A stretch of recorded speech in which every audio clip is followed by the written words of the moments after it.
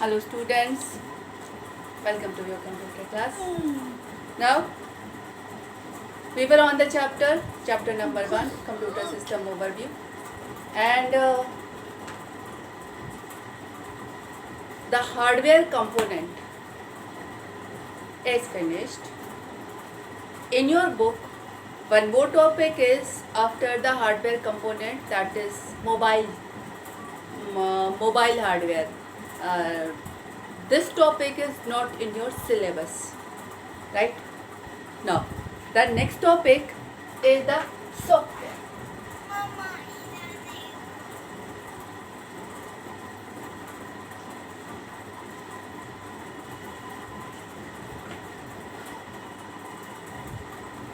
Software. What is the software? Software is the program, instructions, lines of code. ठीक है, software आपका programme है. ठीक है, वो प्रोग्राम जो प्रोसेसर रन कराता है.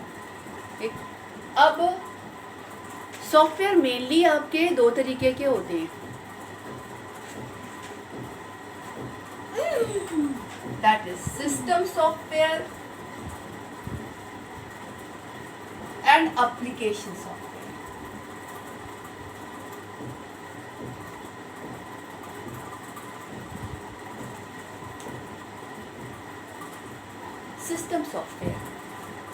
सिस्टम सॉफ्टवेयर वो प्रोग्राम, देखिए, system software is a program related to computer hardware. Means hardware से रिलेटेड वो प्रोग्राम जो किसी हार्डवेयर से रिलेटेड वर्क को परफॉर्म कर रहे हैं. Any work related to the computer hardware, that program is called system software. Application software is written for a particular purpose.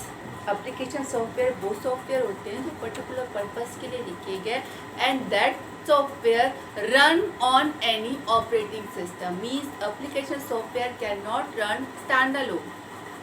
It mainly run on based on any operating system. Why? Because this software does not have any hardware handling code. So for that hardware handling code, they need operating system. So they cannot run standalone. They need operating system to perform their hardware related working. Now come to the system software. System software, the program which is related to the computer hardware, is system software में आपका main आपका आता है operating system, translator, basically utilities भी इसी में आती है. Utilities, because utilities also the work related to the hardware. Disk defragmenter है, all the work are related to the computer hardware. तो आपके बुक में यूटिलिटीज आपका एप्लीकेशन सॉफ्टवेयर में आया है, but utilities are not the application software.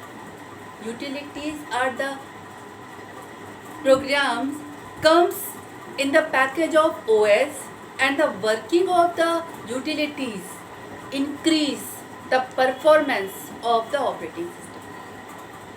ठीक है, तो this come in the system software. जैसे बहुत सारी बुक में आपको सिस्टम सॉफ्टवेयर, कुछ बुक में आपको एप्लीकेशन में भी मिल सकता है. In your book it is application software, but mainly it come in the system one. Now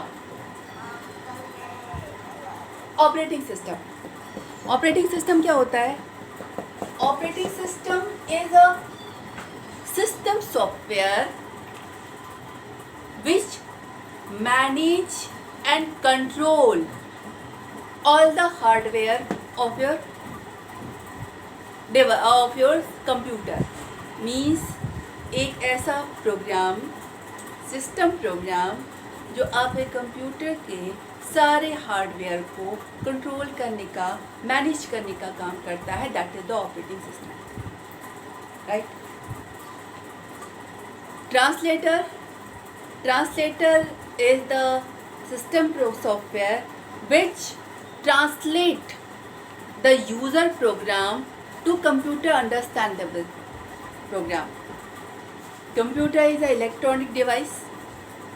It understand only one language, that is the binary language, machine language, 1-0 language.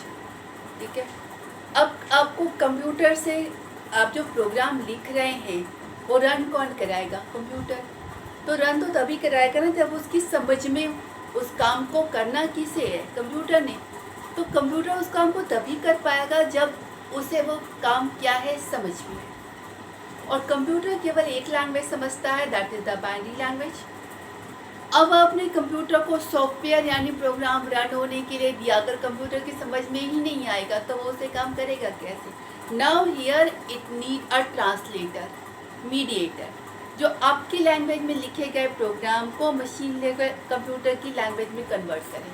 That work is perform by the translator.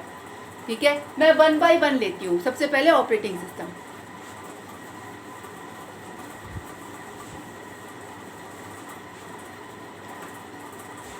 Operating system. Operating system is a system software which manage and control all the hardware devices of your system. Mainly आपके operating system के काम में सबसे पहला आता है process management.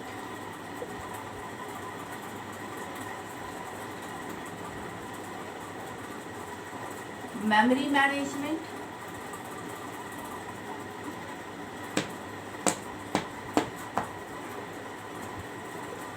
IO management,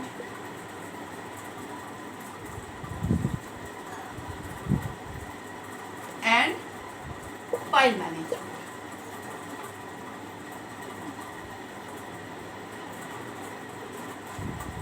सबसे पहले प्रोसेस. ठीक है.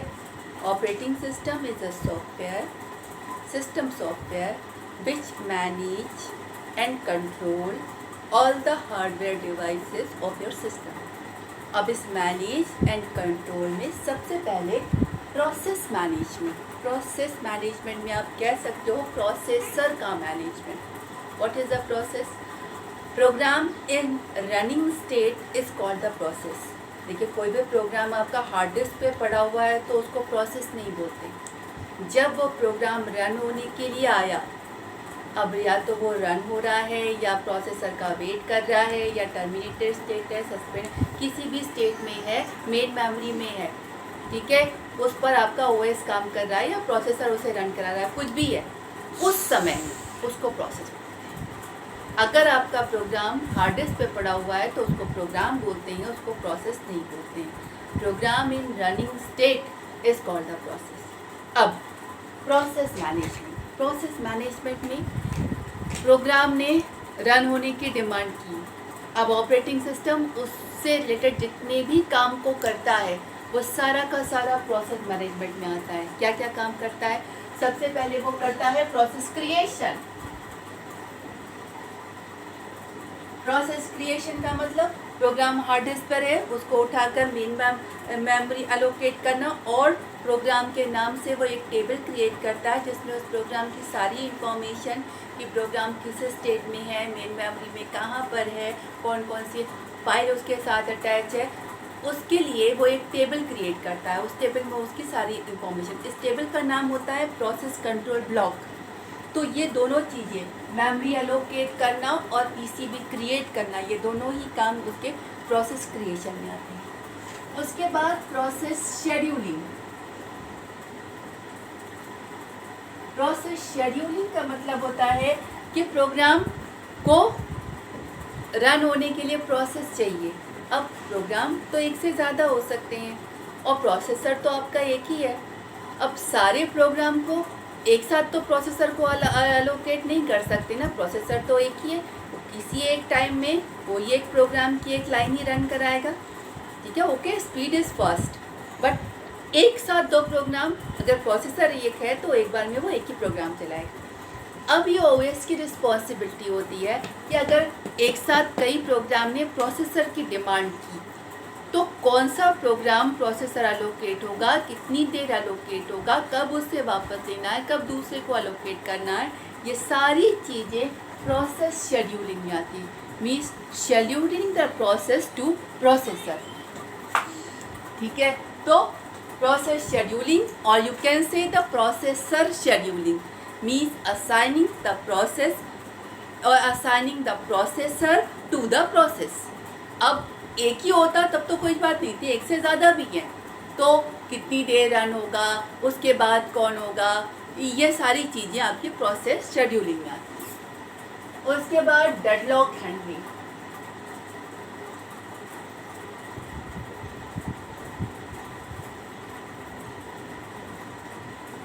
डेडलॉक क्या होता है, कभी कभी प्रोसेस हार्डवेयर डिवाइस को लेके बैठे होते हैं, दूसरे डिवाइस का वेट कर रहे होते हैं और ये वेटिंग इनफाइनाइट लॉन्ग हो जाती है। मीन्स सारे प्रोग्राम वेटिंग स्टेट में हो गए, रन कोई नहीं हो रहा। तो ये सिचुएशन, मैं बहुत डिटेल में ये सिचुएशन नहीं बता रही हूँ, बस इतना समझिए कि आपके एक प्रोसेस ने एक हार्डवेयर डिवाइस ले रखा है, रन नहीं हो रहा है क्योंकि उसे दूसरा हार्डवेयर डिवाइस भी चाहिए और दूसरा हार्डवेयर डिवाइस किसी दूसरे प्रोसेस ने ले रखा है। तो ये एक ऐसी सिचुएशन होती है जिसमें कोई भी प्रोग्राम रन नहीं हो रहा होता, सबके सब सिर्फ वेट कर रहे होते हैं। अब ये ओएस की रिस्पॉन्सिबिलिटी होती है कि वो पता लगाए कि कहीं ऐसी सिचुएशन तो नहीं आ गई है सिस्टम के अंदर, और अगर ऐसी सिचुएशन आ गई है तो उस सिचुएशन को ब्रेकअप करना। क्यों? क्योंकि इसमें काम तो हो नहीं रहा है, सबके सब अगर वेट कर रहे हैं तो रन तो कोई नहीं हो रहा। तो इस सिचुएशन को ब्रेकअप करना, ठीक है, प्रोसेस को आईओ डिवाइस अलोकेट करना, डिवाइस वापस लेना, ये सारा काम आपका ओएस करता है। ठीक है, उसके बाद ओके डिवाइस अलोकेशन, आपके जो प्रोग्राम रन हो रहे हैं उन्हें डिवाइस की ज़रूरत पड़ेगी। जैसे मान लीजिए आप MS वर्ड रन करा रहे हैं तो आपको कीबोर्ड की ज़रूरत पड़ सकती है, माउस की ज़रूरत पड़ सकती है, मॉनिटर की ज़रूरत पड़ सकती है। अब ये तीनों चीज़ तो एक ही है और सिर्फ आपका MS वर्ड नहीं रन हो रहा है, बाकी के प्रोग्राम भी रन हो रहे हैं। अब आपका जब आप कीबोर्ड से डालते हैं तो वो एक समय में जो की आपने प्रेस की वो किसी एक प्रोसेस पे ट्रांसफ़र होती है, उस की का रिज़ल्ट। अब ये ओएस की रिस्पॉन्सिबिलिटी होती है कि जितने भी डिवाइस हैं किस डिवाइस को किस प्रोसेस को अलोकेट करना है, कब वापस लेना है, कब दूसरे को अलोकेट करना है, ये सारा काम प्रोसेस मैनेजमेंट में आता है। ठीक है, उसके बाद प्रोसेस डिलीशन।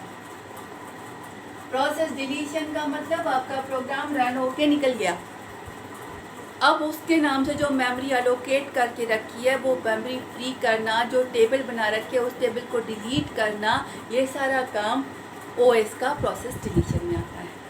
ठीक है, now come to the memory management. Memory management में क्या होता है कि यहाँ पर बात managing your RAM, random access memory की बात हो रही है। ठीक है, रैंडम एक्सेस मेमोरी। अब पहला काम ओएस का रैम में कीप ट्रैक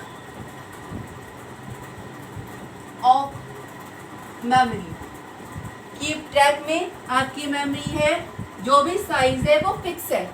अब उस साइज में कौन सा एरिया किसी को अलोकेट कर रखा है, कौन सा एरिया फ्री है, किस साइज का फ्री है, किस एड्रेस पर फ्री है, कितनी बड़ी साइज का फ्री है, इसको कहते हैं keep track of all the free and allocated area of the memory. तभी तो कोई प्रोसेस मेमोरी की डिमांड करेगा तो उसे अलोकेट कर पाएंगे, जब तक हमें पता नहीं होगा कि कौन सा एरिया खाली है। तो पहला तो keep track means searching all the free area, कहाँ कहाँ हैं और क्या क्या साइज के हैं, that is the keep trekking. उसके बाद अलोकेशन, किसी प्रोसेस ने मेमोरी की डिमांड की तो उसे मेन मेमोरी अलोकेट करना, ये काम ऑपरेटिंग सिस्टम का होता है, अलोकेशन ऑफ द मेमोरी। उसके बाद प्रोटेक्शन। प्रोटेक्शन का मतलब होता है कि अगर कोई एरिया किसी प्रोसेस को दे रखा है तो वो एरिया जितनी देर वो प्रोग्राम रन हो रहा है उस एरिया पर कोई दूसरा प्रोग्राम ओवरराइट नहीं करना चाहिए। जैसे मान लीजिए आपका 500 किलोबाइट का प्रोग्राम है तो दूसरे वाले को भी सेम एरिया दे दिया तो 100 किलोबाइट ओवर राइट हो गए, तो वो प्रोग्राम रन कैसे होगा? तो ये ओएस की रिस्पॉन्सिबिलिटी होती है कि जितनी देर कोई प्रोग्राम रन हो रहा है उसको जो एरिया दे रखा है वो बाकी सबसे प्रोटेक्टेड है, ठीक है। उसके बाद डीएलोकेशन। डीएलोकेशन क्या होता है कि कोई प्रोग्राम कंप्लीट हुआ, अब उसको जो मेमोरी दे रखी थी वो मेमोरी वापस फ्री पूल में डालना, ताकि कोई दूसरा डिमांड करे तो उसे फ्री एरिया में से निकाल के दे सके। मतलब हमें पता होना चाहिए ना कि ये फ्री है, तो ये फ्री होने वाला काम जब कोई प्रोग्राम निकल जाएगा तो उसको जो दे रखा था, जिस साइज़ का दे रखा था, जहाँ दे रखा था, वो एरिया अब फ्री वाले एरिया में डालना पड़ेगा, ठीक है। Now the third work of the IO management, third work of the OS IO management. IO management क्या होता है? Input output device management. Basically ये आपका काम समझ लीजिए, hardware, your device is the hardware one और OS is the software one. ये पूरा आपका हार्डवेयर एंड सॉफ्टवेयर के बीच का कम्युनिकेशन है, ठीक है। कम्युनिकेशन में जो हार्डवेयर वाला पोर्शन है वो डिवाइस कंट्रोलर है। डिवाइस कंट्रोलर क्या होता है? समझिए आपका जो सीपीयू है उसमें पीछे से जो पोर्ट बने हुए हैं, that is the device controller. आपका जो डिवाइस है वो आपके सीपीयू में पीछे से आकर किसी न किसी पोर्ट में जाके लगता है, ठीक है। हर पोर्ट का यूनिक नंबर होता है और उस यूनिक नंबर से आइडेंटिफाई होता है कि जो डेटा आ रहा है वो किस डिवाइस से आ रहा है। पोर्ट नंबर 100 कीबोर्ड से आ रहा है, पोर्ट नंबर 80 एनआईसी से आ रहा है, पोर्ट नंबर 225 माउस से आ रहा है। दैट्स एग्जाम्पल, ठीक है। Now the software portion is the device driver. Device driver क्या होता है? पर्टिकुलर डिवाइस से रिलेटेड कोड जो उस पर्टिकुलर डिवाइस को हैंडल करने के लिए है, ठीक है। अब आपका ओएस करता क्या है? कोई डेटा आया, किस डिवाइस पोर्ट नंबर से आ रहा है, रिकॉग्नाइज हो गया कि हाँ ये कीबोर्ड से आ रहा है, कीबोर्ड वाले डिवाइस ड्राइवर को ट्रांसफ़र कर दिया कि इस डेटा को कैसे हैंडल करना है। इस तरीके से आपका ओएस डिवाइस कंट्रोलर और डिवाइस ड्राइवर की हेल्प से किसी भी आईओ डिवाइस को हैंडल करता है, ठीक है। ओके, फाइल मैनेजमेंट हम लोग अगली क्लास में लेंगे, that is the complete one, ठीक है। Okay, thank you. अरे अभी तो बहुत टाइम है, लेकिन उड़ क्यों रहा था? Now file management 2, there are some time left. तो फाइल मैनेजमेंट क्या होता है? File management basically managing your secondary storage device. आपका फाइल मैनेजमेंट, ठीक है। अब फाइल मैनेजमेंट में ओएस का काम क्या होता है? देखिए, फाइल क्या, आप ये मान लीजिए कोई भी एप्लीकेशन खोला, ठीक है, आपने फाइल का नाम दिया, डायरेक्टरी का नाम दिया, मतलब कहाँ पे स्टोर होना है, ड्राइव चूज़ की, डायरेक्टरी चूज़ की, फाइल का नाम चूज़ किया। मान लीजिए आपने पहली बार फाइल खोला है, ठीक है, आपने लिखा, उसके बाद ड्राइव चूज़ की, डायरेक्टरी चूज़ की, फाइल नेम चूज़ किया और सेव पे क्लिक किया। मीन्स आपको पता है कि ओके इस डायरेक्टरी में जाके हमारी फाइल इस नाम से सेव हो रही है। अब now you are computer student, ये आपको ये भी पता होता है कि जो सेव तो हो रही है हार्ड डिस्क पर, और हार्ड डिस्क पर कोई आपका डायरेक्टरी नाम का ऐसा कोई स्ट्रक्चर नहीं है। हार्ड डिस्क पे क्या है? आपकी सिलेंडर के फॉर्मेट में हार्ड डिस्क होती है। Each cylinder is divided into the tracks, each track is divided into the sector, और आपका एक बार में एक सेक्टर का डेटा स्टोर होता है in the form of bits and bytes. दोनों चीज़ें आपको पता है, ठीक है, कि आपका बिट्स और बाइट्स के फॉर्मेट में जाकर किसी ट्रैक और किसी सेक्टर पर जाकर स्टोर हो रहा है। और यहाँ पे सॉफ्टवेयर में भी आपको दिख रहा है कि हाँ इस डायरेक्टरी के अंदर इस नाम की फाइलें हैं और ये जो लिखा हुआ है जाके सेव हो रहा है। How it is possible? This is perform by the OS. OS create a table name can say file allocation table, PAT, ठीक है। दो होती है, एक PAT होती है, अगर आपका नेटवर्क OS है तो NTFS क्रिएट करता है। दिस टेबल कंटेन ठीक है। ये आपकी ये जो फाइल है, name of the file, name of the directory, किस डायरेक्टरी में कौन कौन सी फाइल है, ठीक है। और ये पर्टिकुलर फाइल किस सिलेंडर, किस ट्रैक और किस सेक्टर पर है, स्टार्टिंग, ठीक है। और आपका ये कोई ज़रूरी नहीं है कि सारी फाइल के कंटेंट आपके एक साथ एक ही जगह हो। आपने आज 2 लाइन लिखी, कल भी 2 लाइन लिखेंगे, परसों भी 2 लाइन लिखेंगे, तो आपका ओएस एक साथ पूरी जगह अलोकेट नहीं करता। एक अमाउंट ऑफ एरिया अलोकेट किया, उसके बाद आप और एक एरिया आपका यहाँ है, अब आपने और लिखा तो यहीं पर उसने एड्रेस डाल दिया और अगले वाले एरिया का एड्रेस। और भी बहुत सारे तरीके हैं, ये लिंक लिस्ट मेथड है, ठीक है। ताकि आपका एक ये एरिया यहाँ है, दूसरा यहाँ है, तीसरा यहाँ हो सकता है। और जब आप फाइल ओपन करते हैं, यहाँ से स्टार्टिंग एड्रेस देखा, वहाँ से पूरे एक कंटेंट को लाकर आपके सामने डिस्प्ले कर दिया। तो this is the working of the file management done by the operating system, ठीक है। नेक्स्ट हम लोग लेंगे types of the operating system, कितने तरीके के ऑपरेटिंग सिस्टम होते हैं। Okay, thank you.